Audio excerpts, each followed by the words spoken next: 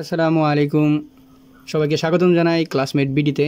আজকে আমাদের টপিক হচ্ছে ষষ্ঠ শ্রেণীর গণিত বিষয়। ষষ্ঠ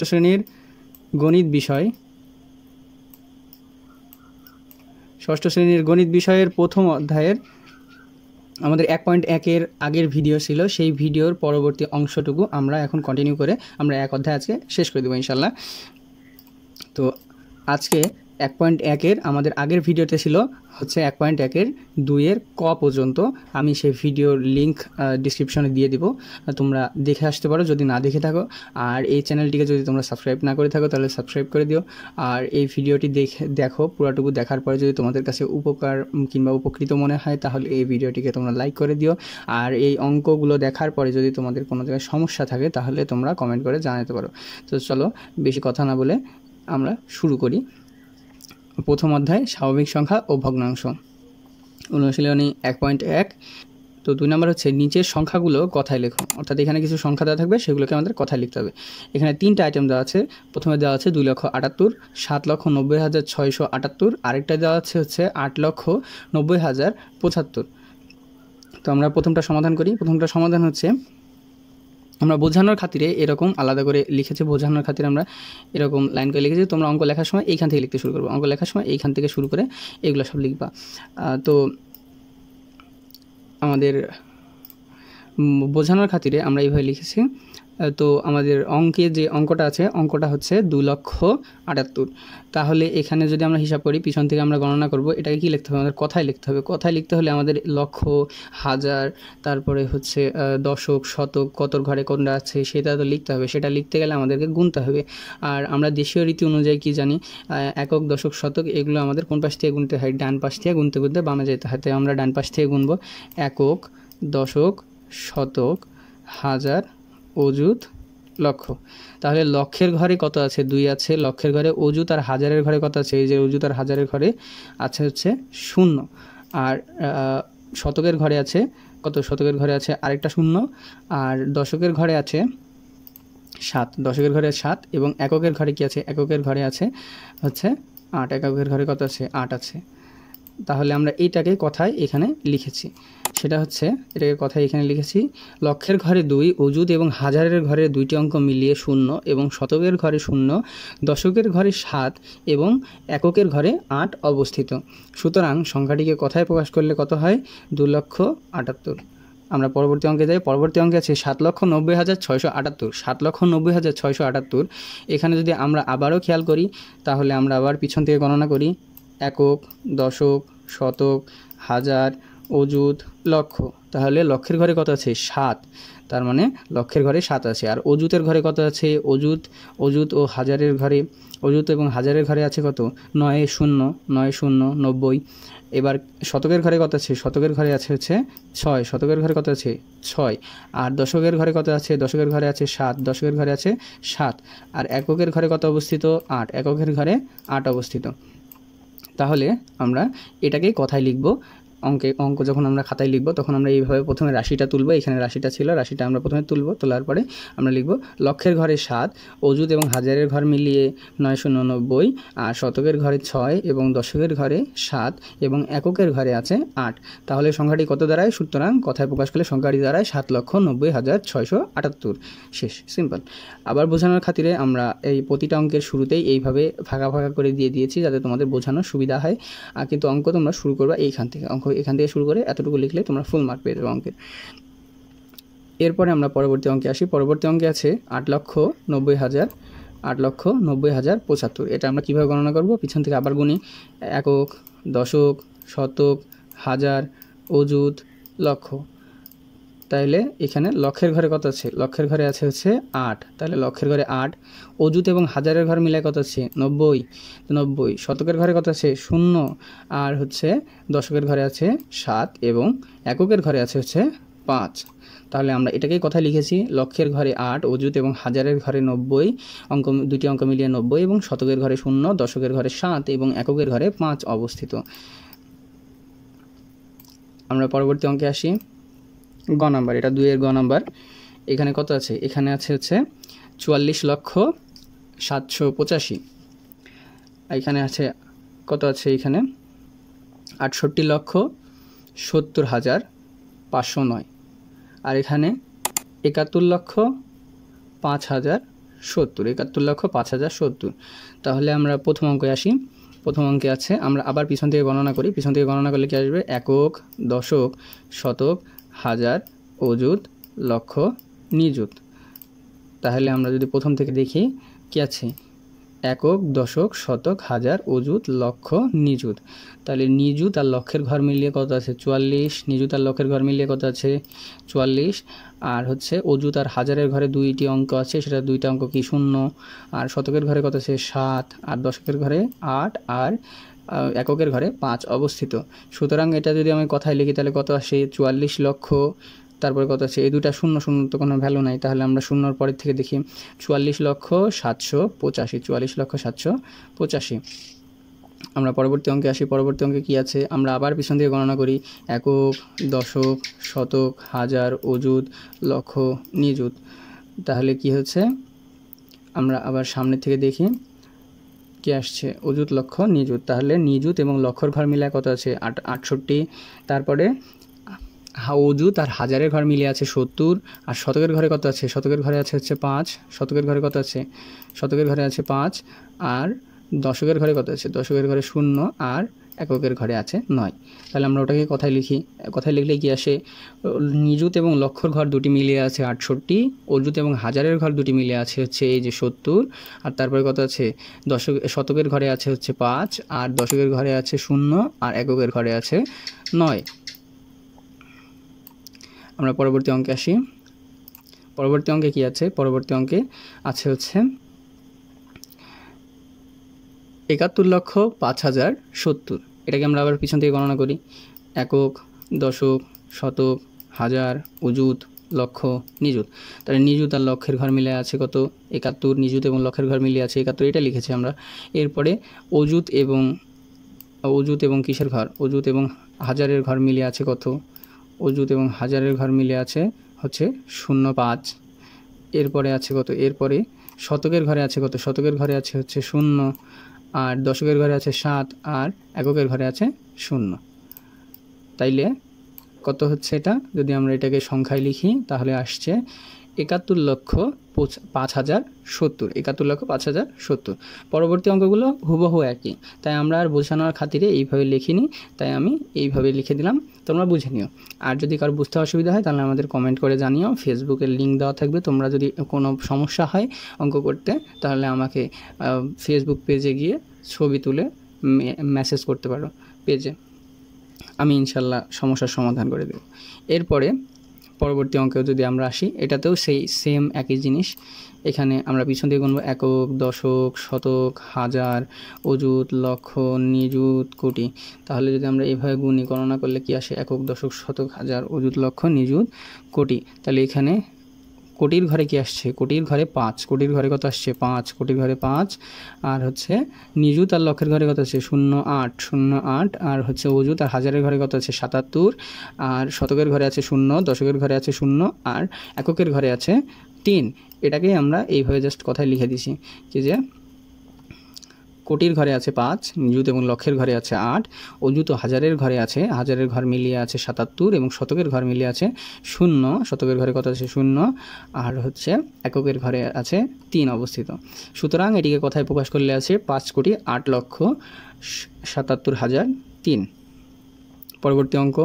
পরবর্তী অঙ্কে একই জিনিস, 9,43,09,799।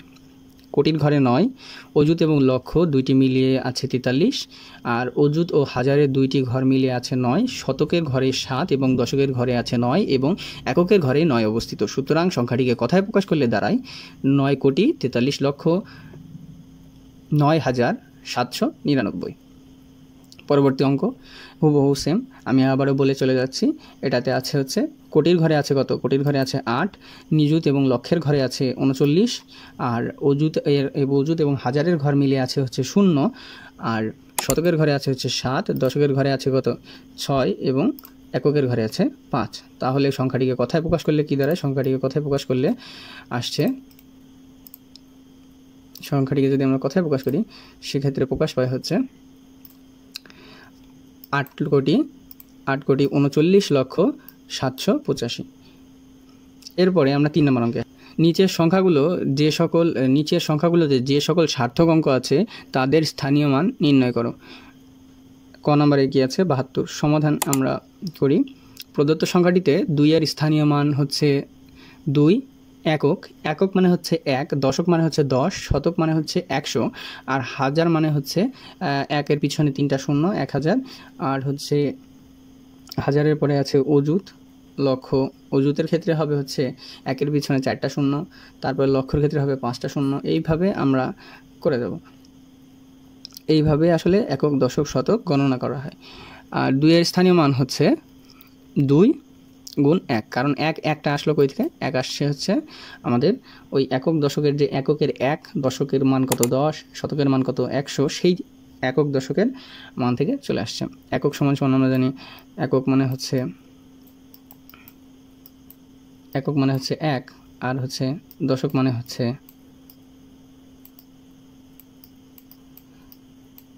10। একক মানে হচ্ছে 1 এবং দশক মানে হচ্ছে 10। তাইলে 7-এর স্থানীয় মান কত? 7 গুণন 10 সমান 70। এরপরে যদি আমরা আসি 3, 5, 9 এর স্থানীয় মান বের করতে হবে। তো আমরা 3, 5, 9 এর স্থানীয় মান বের করি। স্থানীয় মান কত আসছে? স্থানীয় মান যদি আমরা পিছন থেকে একবার আমরা ওই একক দশক পড়ি তাহলে আমরা বুঝতে পারবো স্থানীয় মান কোটার সাথে কোনটা গুণ হবে। সেটা আমরা যদি করি তাহলে হবে হচ্ছে একক, দশক, শতক। এককের ঘরে আছে হচ্ছে 9, তাই আমরা 9 এর স্থানীয় মান হচ্ছে 9 একক লিখবো। একক লিখে 9 এর সাথে এককের মান কত? একক মানে হচ্ছে 1, একক মানে 1, একক মানে হচ্ছে 1। তাহলে একক মানে যদি 1 হয় তাহলে এককে 9 এর সাথে কত যাচ্ছে? 1, 9 এর সাথে 1 গুণ হবে। আর দশকের মান কত? 10, তাই দশকের মানে দশকের ঘরে কত আছে? 5 আছে, তাই দশকের সাথে 5 গুণে 50। আর হচ্ছে শতক মানে কত? 100। 100 হইলে 3-এর সাথে কত যোগ হবে? 3-এর সাথে 100 যোগ হয়ে হবে 300। পরবর্তী অঙ্কগুলো যদি আমরা করি, আমরা পিছন থেকে প্রথমে গণনা করব। গণনা করে দেখব একক, তারপর এটা দশক, শতক, হাজার। তাহলে এককের ঘরে কত আছে? এককের ঘরে 3, 3-এর স্থানীয় মান 3 একক, 3 গুণ 1 3। আর দশকের সময় কী হয়? দশক মানে হচ্ছে 10, দশক মানে 10। তো এইখানে হয়েছে কি, এইখানে শূন্য আছে, তো শূন্য এর সাথে 10 গুণ করলেও সেই শূন্যই হবে। আর শূন্যর সাথে যদি 1 লাখও গুণ করি আমরা, তাও শূন্যই আসবে। তো আমরা শূন্যর ঘরটা ফাঁকা রাখবো, শূন্যর ঘরটা লেখার দরকার নেই। তারপরে আমরা শতকের ঘরে চলে যাব। শতকের ঘরে শতক মানে কত? 100, 1 শতক মানে 100, তাহলে 2 এর স্থানীয় মান 2 শতক মানে 2 গুণন 100, 200। আর 4000 এর স্থানীয় মান কত হবে? 4000 এর স্থানীয় মান হবে, এখানে একটা মিস্টেক আছে, এখানে 4 লিখতে হবে। 4000 এর স্থানীয় মান হবে হচ্ছে 4 গুণ 1000 সমান 4000। 4 গুণ 1000 সমান 4000। পরবর্তী অঙ্কে আমরা আসি। পরবর্তী অঙ্কে কী আছে? পরবর্তী অঙ্ককে আমরা পিছন থেকে গণনা করব। একক, দশক, শতক, হাজার, অযুত। তাহলে এককের ঘরে আছে কত? 9, তার মানে 9-এর সাথে কত গুণ হবে? একক 1 গুণ হবে, তাহলে 9। শূন্য গুণ দেওয়া যা না দেওয়া, তাই শূন্য আমরা গুণ দেবো না। 8-এর স্থানীয় মান 8 কত? 8-এর কত ঘরে আছে? একক, দশক, শতকের ঘরে আছে, তাই 8-এর সাথে 100 গুণন হয়ে হবে কত? 800। তারপরে কত আছে? হাজারের ঘরে কত আছে? শূন্য আছে, তাই আমরা হাজার গুণন দিব না। তারপরে কত আছে? শতক আছে। শতকের পরে কি হয়? ওই হাজারের পরে অযুত হয়। হাজারের পরে অযুত, অযুতের সাথে হচ্ছে অযুত মানে কয়টা? অযুত মানে হচ্ছে 1-এর পিছনে 4টা শূন্য, তাই আমরা 1-এর পিছনে 4টা শূন্য দিয়ে 10,000 গুণ দেবো হচ্ছে কার সাথে? সাথে সাথে, তাহলে 70,000 হবে। আমরা পরবর্তী অঙ্কে চলে যাই। এইভাবে আমরা অঙ্ক করে রেখে দিয়ে আসবো, ফুল মার্ক ইনশাল্লাহ দিবে। পরবর্তী অঙ্কে আসি আমরা। পরবর্তী অঙ্কে আছে হচ্ছে একক, দশক, শতক, হাজার, অযুত, লক্ষ, নিযুত, কোটি। একক, দশক, শতক, হাজার, অযুত, লক্ষ, নিযুত, কোটি, 13 কোটি। বোঝা গেল? তাহলে আমরা হচ্ছে এককের ঘরে কত আছে? 8 আছে, তাই একক কি হচ্ছে? 8-এর সাথে 1 গুণন হচ্ছে। দশকের ঘরে কত আছে? 7 আছে, তাই দশকের সাথে 7-এর সাথে 10 গুণন হচ্ছে। আর শতকের ঘরে কি আছে? শূন্য আছে, তাই শূন্য গুণন দেওয়া যায় না দেওয়া, তাই আমরা গুণন দিব না। আর যদি শতকের ঘরে কিছু থাকতো শূন্য বদলে, তাহলে আমরা কী করতাম? 100-এর সাথে গুণন দিতাম। আর এরপরে আছে হাজার। হাজারের ঘরে কত হয়? 1000-এর সাথে গুণন হয়, তাই এখানে কত হচ্ছে? 5 আছে, 5-এর সাথে 1000 গুণন হবে, তাহলে কত হবে? 5000। তারপর কি আছে? অযুত। অযুত মানে কি? অযুত মানে হচ্ছে 10,000। 10,000-এর সাথে কত গুণন হবে? এখানে 4 আছে, 4 গুণন হবে। 4 10,000-এর সাথে গুণ হবে। 4 10,000-এর সাথে গুণ হলে এই যে 4 10,000 সাথে গুণ হলে কত হবে 40,000। তারপরে কত আছে 2টা শূন্য আছে, 2টা শূন্য আমরা গুণ করলেও যা না করলেও তাই।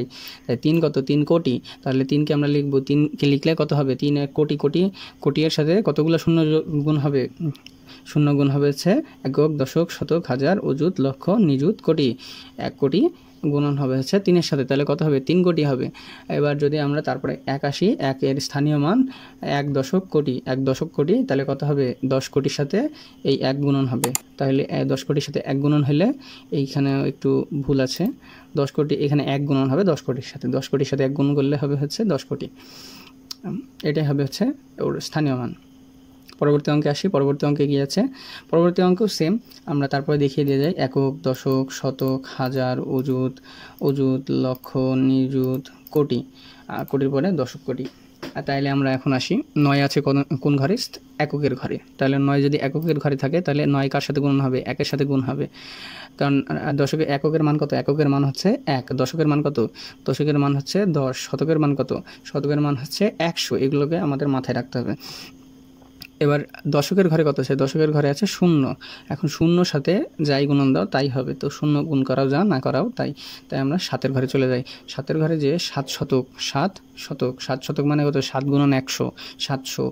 9 কার ঘরে আছে, হাজারের ঘরে আছে, তাই আমরা কি লিখবো 9 গুণন 1000, 9000। আর এইখানে 3টা শূন্য আছে, এগুলো গুণ করাও যা না করাও তাই।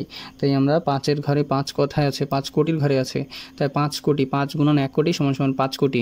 আর 2 কোথায় আছে, 2 দশক কোটির ঘরে আছে, তাই আমরা 2 গুণন আবার 1 কোটি, এখানে 2 গুণন 10 কোটি গুণ দিলেও হবে। আবার যদি তোমরা লেখো হচ্ছে 20 গুণন 1 কোটি, তাহলে হবে হচ্ছে 20 কোটি, তাও হবে। এইভাবে অঙ্ক করে ফেলবা, এগুলা হয়ে যাবে ইনশাল্লাহ। এই পরবর্তী অঙ্কগুলোও 1, 6 বর্গীয় জ, এগুলো তোমাদের বাড়ির কাজ, এগুলো তোমরা 6 বর্গীয় জ, ঝ, এগুলো তোমরা বাসা থেকে করে নিয়ে আসবা, করে আমাকে কমেন্টে জানাবা।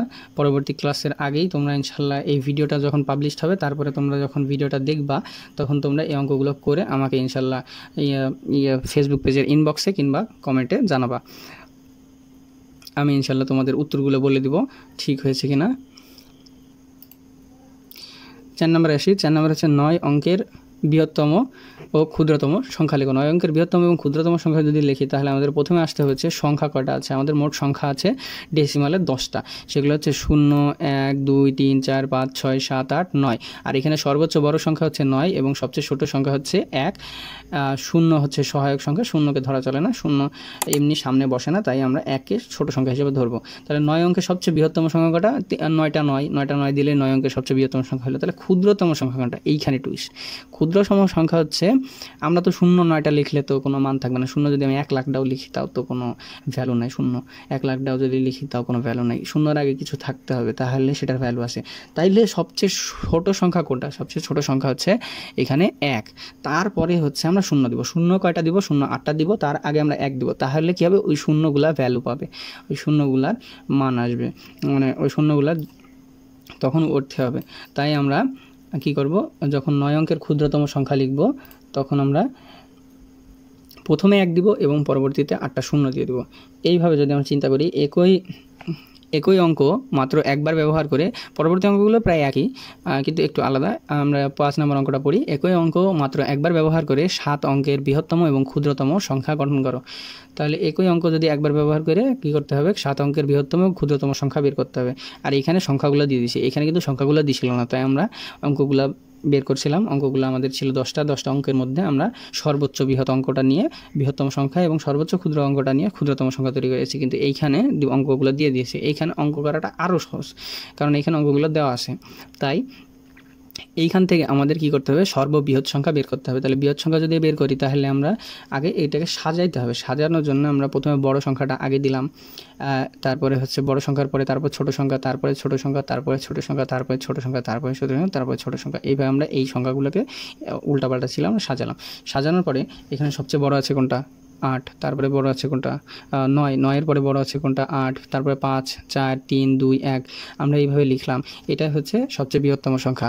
আর এটাকে যদি আমরা রিভার্স করে দিই, উল্টা করে দিই, তাহলে কী হবে, সবচেয়ে ক্ষুদ্রতম সংখ্যা হয়ে যাবে। কারণ এখানে সবচেয়ে ছোটো কোনটা 1, 1কে যদি আমরা আগে দিই, তারপরে 2 দিই, তারপরে 3 দিই, তারপরে 4, 5, 8, 9, তাহলে এটা সবচেয়ে ছোটো। আর এটাকে যদি আমি ঘুরে দিই, তাহলে এটা সবচেয়ে বৃহত্তম সংখ্যা।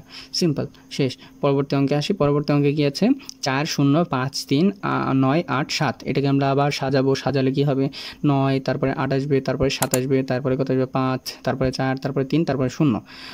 আমরা বৃহত্তম সংখ্যা তো লিখে পেলাম। বৃহত্তম সংখ্যাতে এইভাবে যা যা আছে হুবহু তাইতে লিখে দিলে কোনো সমস্যা নেই। কিন্তু আমাদের যখন ক্ষুদ্রতম সংখ্যা আসবে তখনই টুইস্টটা আসবে। কারণ আমাদের এখানে কি বলেছে, 7 অঙ্কের বৃহত্তম ও ক্ষুদ্রতম সংখ্যা তৈরি করো। আমরা তো এখানে কয়টা অঙ্ক তৈরি করলাম, 1টা 2টা 3টা 4টা 5টা 6টা 7টা অঙ্ক তৈরি করলাম। কিন্তু যখন আমরা সামনে শূন্য এটারই উল্টা করে দিব, উল্টা করে দিলে তখন সামনে শূন্য চলে আসবে। সামনে শূন্য দেওয়া যা না দেওয়া তাই, তখন আমাদের সংখ্যা কয়টা হবে, সামনে যদি এমন হয় আমাদের 0, 0-এর পরে কত আসলো, 0-এর পরে আসে হচ্ছে আমাদের 3, 0-এর পরে 3, তারপরে আসলো কত 4, তারপরে কত আসলো 5, 4-এর পরে 5, তারপরে কত আসলো 7, তারপরে 8, তারপরে আসলো 9। এই 0 সামনে লেখাও যা না লেখাও তাই। এই 0 কী হবে, প্রথমে বাদ পড়ে যাবে। বাদ পড়ে গেলে আমাদের সংখ্যা থাকে কটা, সংখ্যা থাকে হচ্ছে 1টা 2টা 3টা 4টা 5টা, 1টা 2টা 3টা 4টা 5টা 6টা সংখ্যা থাকে আমাদের মোট। কিন্তু আমাদের তো বলেছে 7টা সংখ্যা দিয়ে করতে, তাই আমরা তখন কি করব, তখন আমাদের একটা টুইস্ট করতে হবে। আমরা আগের অঙ্কে যেটা শিখেছি কি যে 0 তো সবচেয়ে ছোটো, কিন্তু 0 তো সবগুলা দিলেও 1 লাখটা লিখলেও তো 0-এর মান কোনোদিনও ভ্যালু পাবে না। তাই তার আগে কি দিতে হবে, 1 দিতে হবে। তাই আমাদের এইখানে সবচেয়ে ক্ষুদ্রতম সংখ্যা কত, ক্ষুদ্রতম সংখ্যা আমাদেরকে বের করতে হবে। সবচেয়ে ক্ষুদ্রতম সংখ্যা হচ্ছে এখানে 3। তাই আমাদেরকে কি করতে হবে, 3কে আগে দিতে হবে, তারপরে ওই 0কে তারপরে দিতে হবে। তাহলে আমাদের এটা 7 অঙ্কের ক্ষুদ্রতম সংখ্যা প্রকাশ পাবে। এইটাই এখানে লেখা আছে কি যে 0কে আগে বসালে সংখ্যাটি 7 অঙ্ক নয় 6 অঙ্কের হয়। 0কে যদি দ্বিতীয় ক্ষুদ্রতম অঙ্কের পরে বসিয়ে 7 অঙ্কের সংখ্যা গঠন করা হয়েছে। এটাই লেখা আছে। 7 অঙ্ক বিশিষ্ট কোনো ক্ষুদ্রতম এবং বৃহত্তম সংখ্যার প্রথমে 7 এবং শেষে 6 আছে। কোন ক্ষুদ্রতম এবং বৃহত্তম সংখ্যার প্রথমে 7 এবং শেষে 6 আছে। আমরা সমাধান করি। আমরা জানি কি যে 7 অঙ্কের বৃহত্তম সংখ্যা কত। 7 অঙ্কের বৃহত্তম সংখ্যা যদি আমরা লিখি, তাহলে আমরা জানি ওই আগের থিওরিতে চলে যাই। 10টা সংখ্যা আছে, 10টা সংখ্যা সবচেয়ে বড় 9, তাহলে 9টা 7 দিলেই তো 7 অঙ্কের বৃহত্তম সংখ্যা। আর 7 অঙ্কের ক্ষুদ্রতম সংখ্যা করতে গেলে আমাদের কী করতে হবে, প্রথমে 1 দিয়ে 6টা শূন্য দিতে হবে। তাহলে আমাদের কী হবে, 7 অঙ্কের হবে হচ্ছে ক্ষুদ্রতম সংখ্যা। এখানে একটা শূন্য বাদ পড়ছিল, কিন্তু শর্ত মতে প্রথমে 7 থাকতে হবে এবং শেষে 6 থাকতে হবে। তাহলে আমরা সেই অনুযায়ী সাজাই দিই। তাহলে আমাদের ওইখান থেকে একটা 9 উঠাই দিই, পিছন থেকে একটা 9 উঠাই দিলাম, দিয়ে ওখানে 7 আর পিছনে 6, আর এইখানে 1 উঠাই দিলাম, পিছন থেকে একটা 0 উঠাই দিলাম, দিয়ে সামনে 7 আর পিছনে 6 বসে দিলাম, অঙ্ক শেষ হয়ে গেল। সিম্পল। অঙ্ককে তুমি যত পেঁচাবা তত বেশি পেঁচাবে, আর যত সহজ বানাবা তত বেশি সহজ হবে। আর অঙ্ক খুবই সহজ, বুঝতে পারলে অঙ্ক খুবই সহজ। আমার এই অধ্যায়ের সর্বশেষ অঙ্ক আমরা এটা করেই শেষ করে দিব। 73,455 এর অঙ্কগুলোকে বিপরীতভাবে সাজালে যে সংখ্যা প্রকাশ পাবে তা কথায় লেখো। বিপরীত মানে কি, উল্টা। বিপরীত মানে উল্টা। তাই প্রদত্ত সংখ্যা কি, প্রদত্ত সংখ্যা মানে হচ্ছে এই সংখ্যায় এইখানে লিখেছি। এই প্রদত্ত সংখ্যা থেকে ঘাবড়ানোর কিছু নাই, এই সংখ্যায় আমরা এইখানে লিখে দিয়েছি। প্রদত্ত সংখ্যা মানে ওইটাই। এতে কত আছে, 73,455। বিপরীত ক্রমে সাজালে সংখ্যাটি হবে হচ্ছে, এটা উল্টা করি যদি তাহলে কত হবে, 5 আগে আসবে, তারপরে 5 আসবে, তারপরে 4 আসবে, তারপরে 3, তারপরে 7 আসবে। তাহলে কত হলো, 55,437। এইটারই আমরা কথায় লিখছি। সুতরাং কথায় প্রকাশ করলে সংখ্যাটি হবে হচ্ছে 55,437। সো আজকে এই ভিডিওটি শেষ পর্যন্ত দেখার জন্য তোমাদের সবাইকে ধন্যবাদ। এই ভিডিওটি দেখার পর যদি তোমাদের কোনো প্রশ্ন থাকে তাহলে ইনশাল্লাহ আমাদের কমেন্টে জানাবা। আর আমি অঙ্ক করতে দিছি কিছু অঙ্ক। এখানে হচ্ছে আমি দিলাম আমি দিলাম হচ্ছে জ, ঝ, চ, ছ, জ, ঝ, এগুলো আমি করতে দিছি। এই যে চ নাম্বার, 6 নাম্বার, বর্গী ঝ নাম্বার, এইগুলো তোমরা করে আমাকে ফেসবুক পেজে গিয়ে ইনবক্স করবা। ইনবক্সে গিয়ে এইগুলা অ্যান্সার দিবা, আমি দেখে তোমাদের জানাই দিব কি যে ঠিক হয়েছে নাকি ভুল হয়েছে। আর কমেন্টেও উত্তর লিখতে পারো, অঙ্ক করে দেখাইলে ইনশাল্লাহ আমি এগুলা সব অ্যান্সার ঠিক করে দেব। তো আজকের মতন এতটুকুই। আর ভিডিওটি দেখে যদি তোমাদের কারোর কোনো প্রশ্ন থাকে তাহলে কমেন্টে জানাতে পারো। আর ভিডিওটি দেখার পর যদি তোমাদের ভিডিওটি ইউজফুল মনে হয় কিংবা তোমাদের ভিডিওটি দেখার পর এই অঙ্কগুলো নিয়ে আর কোনো সমস্যা থাকার কথা না, যদি না থাকে তাহলে ভিডিওটিকে লাইক করে দাও, বন্ধুদের সাথে শেয়ার করে দাও। যে বন্ধু এই অঙ্কগুলো পারে না তাদের কাছে এটা শেয়ার করে দাও। আর আমাদের চ্যানেলটিকে সাবস্ক্রাইব না করে থাকলে চ্যানেলটিকে সাবস্ক্রাইব করে দিও। ধন্যবাদ। দেখা হচ্ছে পরবর্তী কোনো ভিডিওতে। ততক্ষণ পর্যন্ত সুস্থ থাকো, সুন্দরভাবে জীবনযাপন করো।